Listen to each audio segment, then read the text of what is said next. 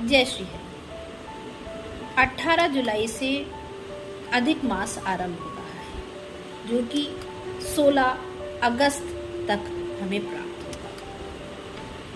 अधिक मास सूर्य और चंद्र वर्ष के बीच जो 11 दिनों का अंतर प्राप्त होता है, हर 3 साल 11 दिन मिलकर एक माह में परिवर्तित हो जाते हैं और ये माह अधिक मास, पुरुषोत्तम मास, मल मास के रूप में हमें मिलता है। ये तो सब जानते हैं कि किस तरह से अधिक मास मिलता है। ये भी सब जानते हैं कि भगवान कृष्ण ने इसको अपना नाम दिया और उनको सर्वाधिक प्रिय है। पर इस घटना से भी हम कुछ सीख नहीं लेते। सनातन पद्धति, सनातन धर्म और हमारे जो परम पिता परमेश्वर भगवान कृष्ण, भगवान राम, भगवान के जितने भी अवतार हैं, उस दिव्य स्वरूप के जितने भी अवतार हैं, उनसे संबंधित जो भी घटनाएं हैं, वो कहीं ना कहीं हमको एक मार्गदर्शन देती हैं, कोई ना कोई संदेश देती हैं। चाहे वो छोटी सी छोटी घटना हो, वेद पुराणों में अंकित घटनाएं हो, वो कहीं ना कहीं हमको एक साइंटिफिक सोच देती है और अपनी उत्पत्ति पर, कि हम कहाँ से आए हैं और हमें कहाँ जाना है, अपने आत्म स्वरूप को पहचानने की समझ देती है। पुरुषोत्तम मास को भगवान श्री कृष्ण की शरण प्राप्त हुई और उनका नाम प्राप्त हुआ, इसीलिए ये पुरुषोत्तम मास के नाम से जाने जाने लगा। जब सबने आसरा छोड़ दिया, सहारा देना छोड़ दिया, कोई भी इस मास को अपना नाम देने के लिए तैयार नहीं हुआ, कोई देवता ने अपनी शरण में इस मास को नहीं लिया, हर तरफ से तिरस्कृत ये मास जब भगवान की शरण में आया, तो भगवान ने खुले हाथों से इस मास को स्वीकार किया, इस महीने को स्वीकार किया और इतने करुण पुकार को सुनने वाले, इतने दयावान हमारे प्रभु कि उन्होंने अपना ही नाम इस मास को दे दिया। फिर भी हम नहीं समझ पाते, फिर भी हम अपनी इंद्रियों की वशीभूत, अपनी माइक सहारों पे इतने आश्रित हो जाते हैं, इतने आश्रित हो जाते हैं कि सब कुछ तो यही करेगा, यही संसार हमारे लिए सब कुछ करेगा। पर जब इस संसार से हम तिरस्कार प्राप्त करते हैं, हमें हर तरफ से तिरस्कार मिलता है, या हमारी जो आकांक्षाएं हैं, जो उम्मीदें हैं, वो संसार पूरी नहीं करता, तब हम कहीं ना कहीं दुखी होते हैं। और दुखी होने के बाद जो लोग धार्मिक हैं, वो अपने कान्हा की शरण में जाने का प्रयास करते हैं, उनसे अपनी बात कहते हैं, और जो धर्म से, आस्था से नहीं जुड़े, वो डिप्रेशन जैसी बीमारियों में चले जाते हैं। तो सनातनी को, वैष्णव को डिप्रेशन जैसी चीज तो हो ही नहीं सकती। हाँ, वो थोड़ी देर के लिए भटक जरूर सकता है, पर डिप्रेशन जैसी चीजों में नहीं जा सकता, अगर आपका दृढ़ विश्वास अपने ठाकुर के चरणों पर है, अपने ठाकुर की कृपा पर है। आज मोटिवेशनल स्पीकर्स की इतनी ज़रूरत है, हम कहीं ना कहीं बड़ी ताली बजाते हैं, बड़ा शोर करते हैं कि हाँ, इन्होंने इतनी सुंदर बात कही, इन्होंने इतनी अच्छी बात कही, पर क्या हम अपने धार्मिक अनुष्ठानों को, धार्मिक संस्कारों को, धार्मिक पद्धतियों को थोड़ा सा भी ध्यान से अगर देखें, तो हर पद्धति हमको एक नई ऊर्जा दे रही है, एक नया सहारा दे रही है।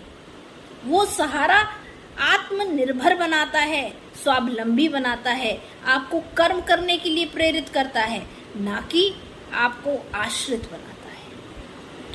भगवान कृष्ण आप में ही विद्यमान है, आत्म स्वरूप में परमात्मा आप में ही विद्यमान है। आप बस, अब जैसे कहा जाता है ना, अपने पास की चीज हम नहीं देख पाते, दूर की चीजें बड़ी दिखती हैं। अपने पास बिल्कुल समीप, आपके अंदर विद्यमान आपके कृष्ण आपको नहीं दिखते, आपकी भक्ति आपको नहीं दिखती, आपके सफलता की कुंजी आपको नहीं दिखती। आपको क्या दिखता है कि माया कहाँ कहाँ है, क्या क्या रंग माया के हैं, उसको देखने में हमारी इंद्रियां व्यस्त हैं, जिससे मिलता कुछ नहीं, तिरस्कार ही मिलता है। और तिरस्कार जब मिलता है तब भी भगवान की शरण में चले जाओ, तब भी ठाकुर का नाम ले लो, निश्चित सफल होगे, क्योंकि वो आपको कर्म विमुख नहीं बनाएगी। भक्ति कभी आपको कर्म विमुख नहीं बनाती, कर्म के प्रति प्रेरित करना सिखाती है, प्रेरित होना सिखाती है। खुद तो प्रेरित होंगे ही, लोगों को भी प्रेरित करने लगेंगे।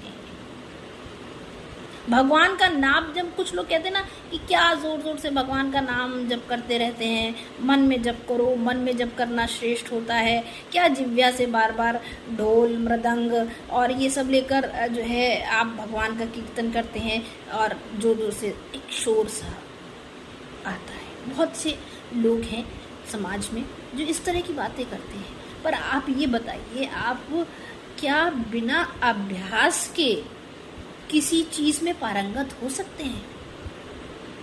और अभ्यास क्या मन में बोलकर किया जा सकता? प्रारंभिक अभ्यास की बात कर रही हूँ। क्या प्रारंभिक अभ्यास मन में बोलकर किया जा सकता है? आपका मन क्या इतना एकाग्र है कि वो कोई चीज पढ़ता रहे, कोई चीज बोलता रहे और इंद्रियां अपना काम करती रहें और कोई डिस्टरबेंस ना हो? तो जो लोग प्रारंभिक अवस्था में हैं, जिनको अभी बहुत कुछ अपने मन को, अपनी इंद्रियों को नियंत्रित करना है, अगर वो इस पद्धति को अपनाते हैं कि नाम संकीर्तन में ध्वनि का प्रयोग करते हैं या वाणी से नाम संकीर्तन करते हैं, तो कहीं ना कहीं आसपास का वातावरण भी शुद्ध कर पाते हैं और अपनी इंद्रियों को भी एक नाम में जो है वो केंद्रित कर पाते हैं। इसलिए नाम संकीर्तन कभी मन में नहीं करना चाहिए। नाम भगवान का लो तो जोर से लो, कम से कम इतना जोर से तो लो कि हरे कृष्ण कृष्ण कृष्ण हरे हरे, हरे राम राम राम हरे हरे। ये नाम तुम्हें स्वयं तो सुनाई पड़े, नहीं तो मन तो इतना विचलित है, इतना चंचल है कि नाम लोगे और ध्यान कहीं और जाएगा। पर जब नाम जोर से लोगे तो जरूर बार बार मन खिंचकर अरे हम बोल क्या रहे हैं उसमें जाएगा। जब उसमें जाएगा, कृष्ण बोलोगे तो मन कृष्ण में जाएगा और कृष्ण का स्वरूप ध्यान आएगा, और कृष्ण का स्वरूप ध्यान आएगा तो मन एकाग्र होगा कृष्ण के चरणों में। और जब मन एकाग्र होगा तो किसी भी लक्ष्य को पाने के लिए क्या चाहिए? एकाग्रता चाहिए ना। एकाग्रता का अभ्यास कहाँ करते हो? कृष्ण के चरणों में करके देखो, भक्ति भी सिद्ध होगी और मुक्ति भी सिद्ध होगी, साथ में सांसारिक जीवन भी सिद्ध होगा। तो हमारी पद्धतियां, हमारे ईश्वर का चिंतन, भगवत चिंतन हमको एक एक राह, एक एक पद बता रहा है कि कैसे जीवन में चलना है। बस अब हम उनका अनुसरण करना भूल गए हैं। बात थोड़ी अलग हो रही है। हम पुरुषोत्तम मास की बात कर रहे थे। सब तरफ से ठुकराया हुआ जब भगवान की शरण में जाता है तो भगवान एक करुणा निधान इतने दयालु हैं कि वे अपना सर्वस्व उसको दे देते हैं। आप भी इस पुरुषोत्तम मास में प्रयास करें, भगवत नाम जप करें और उस जप से अपने अंदर बैठे हुए आत्मस्वरूप को पहचानें, अपनी क्षमताओं को बढ़ाएं। ये जो भी मंगलाचरण हम करते हैं, जो भी जाप करते हैं, जो अलग अलग विशेष से सावन आया, भगवान शंकर का पूजन, हम भगवान शंकर के पूजन में निहित हो गए।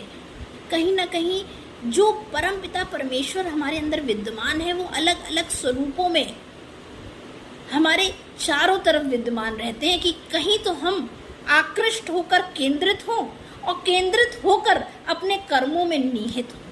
कभी भी कोई भी भक्ति आपको कर्म विमुख नहीं बनाती है। कर्म करते रहते हुए कैसे आत्म केंद्रित रहना है, कैसे ईश्वर की शरण में जुड़ना है, कैसे भगवत कृपा का अनुभव करना है, ये सिखाती है। आपका परिवार, आपके माता पिता, भाई बहन, छोटी छोटी बातें जब हम करते हैं तो उल्लेख करते हैं कि अरे मेरे पिताजी ऐसा किया करते थे, मैं भी ऐसा करता हूँ, मेरे परिवार में ऐसा होता था, मैं भी ऐसा। तो सनातन पद्धति में कैसा होता था? वो तो हमारा बड़ा परिवार है। हम कृष्ण से ही उत्पत्ति उत्पत्ति है हमारी, भगवान से हमारी उत्पत्ति है, वहीं विलीन भी होना है, ये भी हम जानते हैं। पर उस पद्धति के लिए जो वेद पुराण, जो संस्कार दिए गए हैं, उन पर ध्यान नहीं जाता। तो मेरी तो छोटी सी बात है कि पुरुषोत्तम मास जैसे भगवान ने उस मास को पर कृपा करी और अपना भगवत स्वरूप प्रदान किया इस 30 दिनों में, इस भगवत स्वरूप का आत्मसार करने का समय हमारे लिए भी है। हम हर 3 साल बाद पुरुषोत्तम मास का आनंद उठाते हैं। इस मास में भगवान साक्षात विराजमान होते हैं और इस बार तो बहुत विलक्षण जो है अनुभव प्राप्त कर सकते हैं। भगवान शंकर की आराधना का समय भी है और इसी में पुरुषोत्तम मास प्राप्त हो रहा है। तो भगवान विष्णु और भगवान कृष्ण की उपासना का समय भी है। विष्णु सहस्त्र नाम का पाठ करें, ओम नमः शिवाय का निरंतर जाप करें, भगवान शंकर को पीला चंदन डालकर अर्पित करें जल। इस पुरुषोत्तम मास में माँ तुलसी की सेवा करें। नियमित सवेरे जल देते समय ओम नमो भगवते वासुदेवाय, तुलसी का रोपण अधिक से अधिक करें। लोगों को उपहार स्वरूप में तुलसी दें, अपने यहाँ धार्मिक आयोजन कराएं, विष्णु सहस्त्र नाम का पाठ करें, सत्यनारायण की कथा करें। ये सारे मंगलाचरण, ये सारी चीज़ें जो हैं हमारे लिए हैं, हमको ईश्वर से जोड़ती हैं, भगवान से जोड़ती हैं, उसके स्वरूप को पहचानवाने में मदद करती हैं। आडंबर ना करें, स्वयं करें। सब लोगों को जोड़कर कोई अनुष्ठान कर सकते हैं तो वो अवश्य करें। नाम संकीर्तन करें। कुछ नहीं कर सकते, ओम नमो भगवते वासुदेवाय मंत्र का आपने मान लिया कि आज हम 20 माला, 21 माला, 51 माला करेंगे, बहुत समय लगेगा, हम करें, हफ्ते में 1 बार करेंगे। इस तरह से इस मंगलमय समय का, ऊर्जावान समय का उपयोग करें। जिस तरह से इस मास को भगवान कृष्ण ने अपनी शरण में लेकर कृपा की, अपना नाम प्रदान किया और आज वो नाम दुनिया में ऐश्वर्य प्राप्त कर रहा है, इसी तरह ठाकुर आप पर भी कृपा करें। आप भी उनकी शरणागत जाएं और जीवन में ऐसे ही ऐश्वर्य को प्राप्त करें और ऐसे ही सात्विक विचार को, सात्विक भावनाओं को आगे लोगों तक ले जाने का प्रयास करें। जय श्री